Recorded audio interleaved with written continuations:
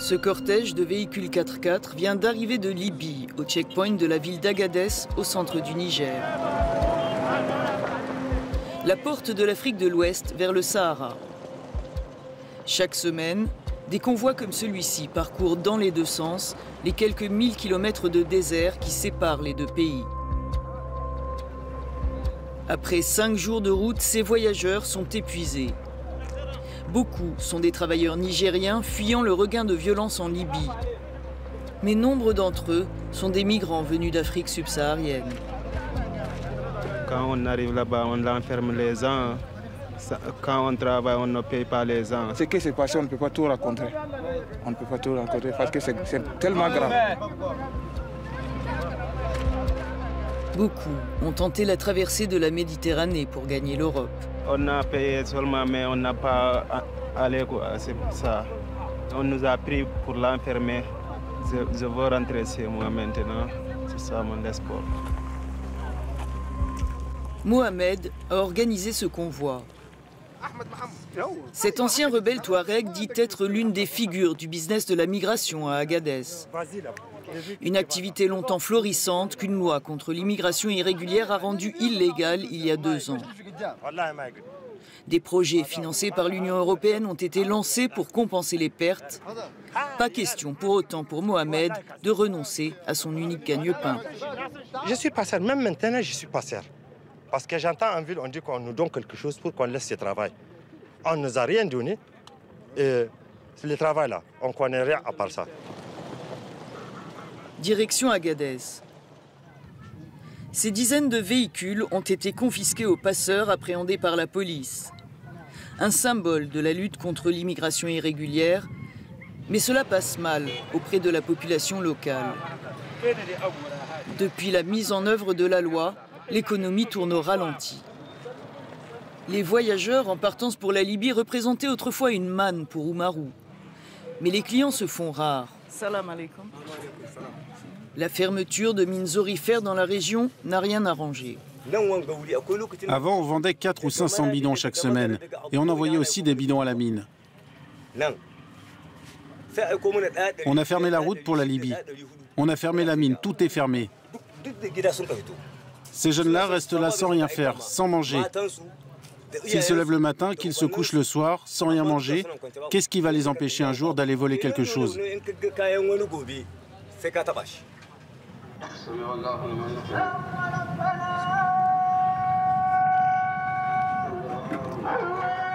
La prière du vendredi est l'un des rares moments où la ville s'anime. Nous avons rendez-vous ce jour-là avec le président de l'association dite des anciens acteurs de la migration. Il nous fait rencontrer l'un des ex-passeurs qui, après avoir cessé leur activité, ont bénéficié d'un programme européen d'aide à la reconversion. Abdourahman a reçu un stock de chaises, des marmites et des enceintes qu'il loue à l'occasion de festivités. Ça marche bien, les affaires? Ça va un peu. Ça va un peu? Un peu. Ça dépend de Dieu. Avant, je gagnais beaucoup plus d'argent. Je pouvais avoir jusqu'à 800 € par semaine. Maintenant, c'est seulement 30 € par semaine. Abdourahman est pourtant parmi les plus chanceux. Sur 7000 personnes répertoriées, moins de 400 ont à ce jour bénéficié d'aide à la reconversion, de l'ordre de 2000 € par projet. Pas assez pour s'en sortir, souligne le président de l'association. Nous avons respecté la loi, on ne travaille plus, nous avons laissé. Et encore maintenant, l'État du Niger et l'Union européenne, il nous a laissés. Vous voyez, les gens sont là, ils ont des familles, ils ont des enfants, ils n'ont rien. Nous, on mange avec notre économie. L'argent que nous avons gagné devant, c'est avec ça qu'on est en train de manger. Vous voyez, c'est très difficile, c'est très dur pour nous. Nous retrouvons Abdourahman le lendemain matin. Il vient de livrer son matériel à un client, lui aussi ancien passeur, devenu chauffeur de taxi. Abba célèbre la naissance de son premier enfant. L'occasion d'oublier ses soucis, l'espace d'un jour.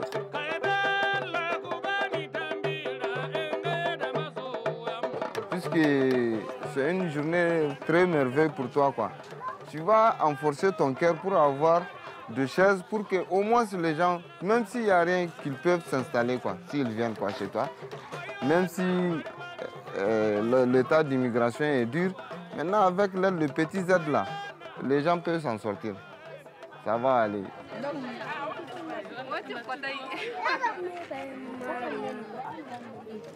Salut, bonjour. On appelle ces enfants les talibés, des enfants des rues. La fête est l'occasion pour eux d'avoir de la nourriture. Et depuis la mise en œuvre de la loi contre l'immigration irrégulière, ils sont de plus en plus nombreux à Agadez. L'Union européenne s'est engagée à consacrer plus d'1 milliard d'euros à l'aide au développement dans un pays classé comme l'un des plus pauvres au monde. Le Niger est de plus l'un des principaux bénéficiaires du Fonds d'urgence européen créé en 2015 pour remédier aux causes de la migration en Afrique. Des fonds qui, pour le vice-président de la région d'Agadez, ne sont que la rançon de la loi contre l'immigration irrégulière, qui ne sert à ses yeux que les intérêts de l'Europe. Le Niger reçoit des financements importants de l'Union européenne. Alors pour vous, ces financements sont mal gérés, mal utilisés ? Les financements sont d'abord insuffisants.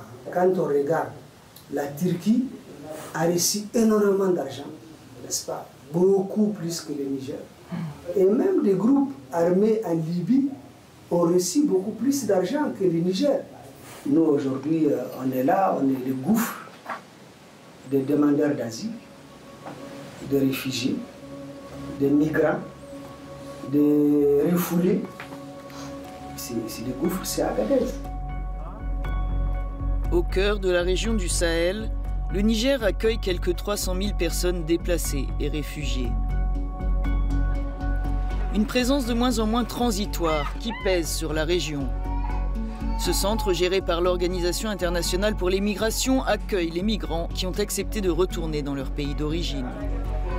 Mais les procédures prennent parfois des mois et le centre est saturé. 80% des migrants ici n'ont pas de pièce d'identité, aucun document. Cela veut dire qu'après les avoir enregistrés, nous devons obtenir des autorisations de voyager et nous coordonner avec les ambassades et les consulats de chaque pays. C'est le plus gros défi auquel nous faisons face aujourd'hui. On a environ 1000 personnes dans ce centre qui est prévu pour 400 ou 500 personnes. Tous ces matelas sont là parce que les gens dorment dehors, parce qu'on est au-dessus de notre capacité d'accueil. Et beaucoup d'autres personnes attendent de l'autre côté, alors nous devons faire partir ces gens le plus vite possible pour que d'autres puissent venir. Le retour au pays n'est pas une option pour beaucoup de ceux qui transitent par le Niger. Parmi eux, plusieurs centaines de Soudanais pris en charge par le Haut Commissariat aux réfugiés de l'ONU, le HCR. Beaucoup ont fui le conflit du Darfour puis les exactions des centres de détention libyens.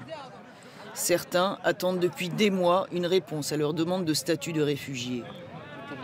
Bader Erdine rêve de pouvoir compléter ses études de vétérinaire en Occident. Depuis que j'ai fini mes études, j'ai pratiquement perdu la moitié de ma vie à cause des guerres, de mon départ du Soudan vers la Libye. Je ne veux plus perdre mon temps. C'est le moment pour moi de construire ma vie, de travailler, d'étudier. Alors rester au Niger pour rien ou pendant très longtemps, ce n'est pas bon pour moi. Mais la seule perspective à court terme pour ces hommes, c'est d'échapper à la promiscuité de ce centre d'accueil. Face à l'afflux de candidats à l'asile, le Haut Commissariat aux réfugiés a ouvert un autre site à l'extérieur de la ville. Nous y rencontrons Ibrahim, lui aussi soudanais, passé par les camps de réfugiés du Tchad, puis la Libye. Il a 20 ans. C'était vraiment très difficile, mais Dieu merci, je suis vivant toujours. Je peux dire vraiment, puisqu'on ne peut pas retourner chez nous, alors on cherche l'endroit où un peu favorable pour être en bonne sécurité et puis avoir surtout quand même une petite chance dans la vie.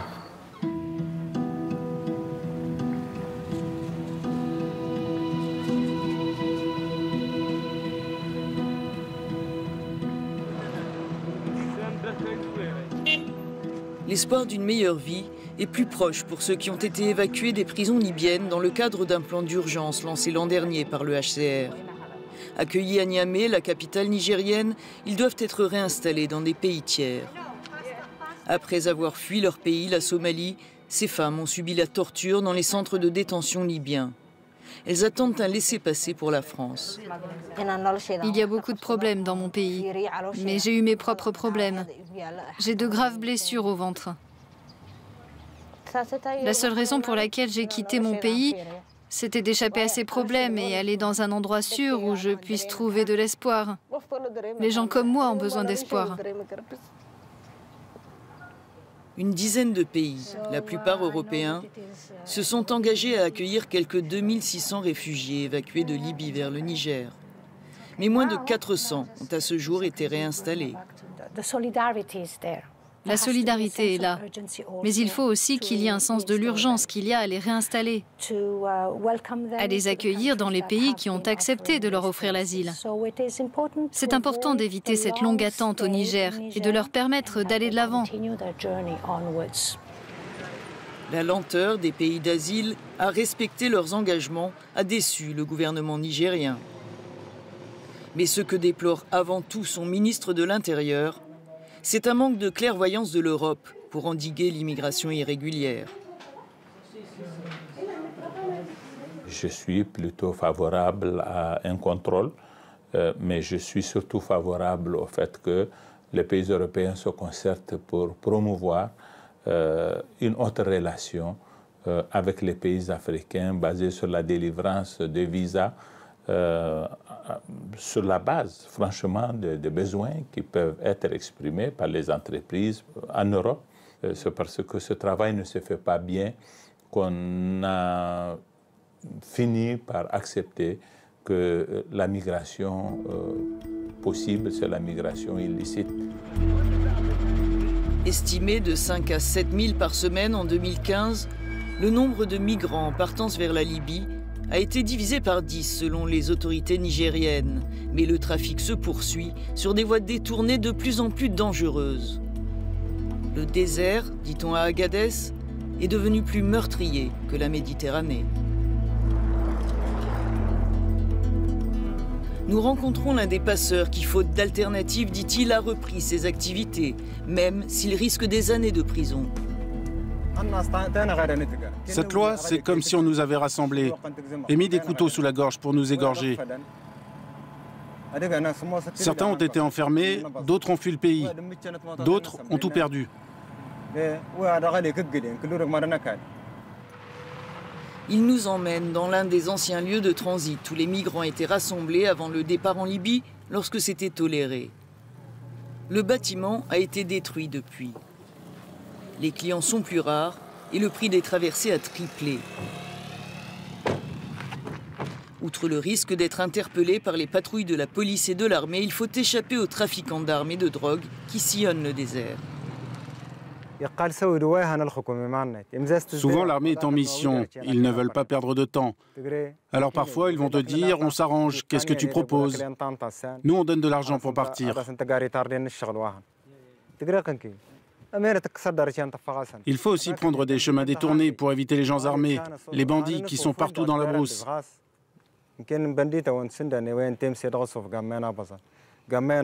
C'est plus long et c'est plus dangereux. On sait que c'est dangereux.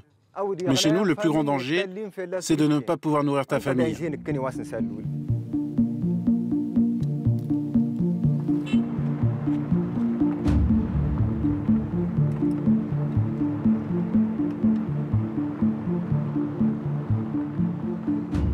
Nous arrivons dans l'un de ce qu'on appelle les ghettos en dehors d'Agadez. C'est là que se cachent les candidats au départ vers l'Europe via la Libye, en attendant d'être récupérés par des passeurs.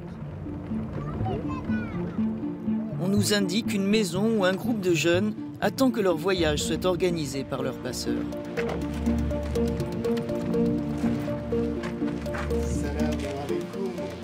Ils n'ont rien mangé depuis 2 jours. Tous ont déjà tenté de traverser le désert, mais ont été abandonnés par leurs chauffeurs, fuyant les patrouilles de l'armée. Ils ont été sauvés in extremis. Plusieurs de leurs compagnons de route sont morts de soif et d'épuisement.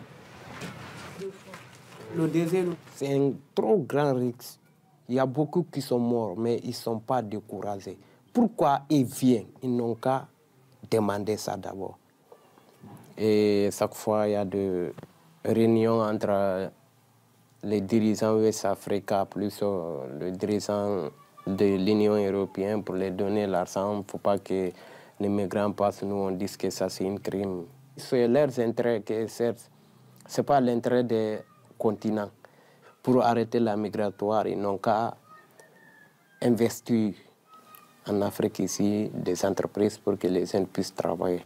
Il ne s'agit pas de donner des sous aux gens, ou bien de mettre des troupes dans le désert, ou bien d'enlever tous les bateaux sur l'eau pour dire que non, on va arrêter l'immigration. Ça ne pourra rien faire. Ça ne pourra rien faire. Ça va toujours continuer. Des milliers de jeunes qui sont là-bas. Et à chaque fois, ça part. Parce qu'il n'y a rien. Il n'y a rien qui les retient au pays. Quand ils pensent à la souffrance de la famille, quand ils pensent qu'ils n'ont pas d'avenir, ils seront toujours prêts à tout. Ils seront toujours prêts à tout pour risquer leur vie. Voilà.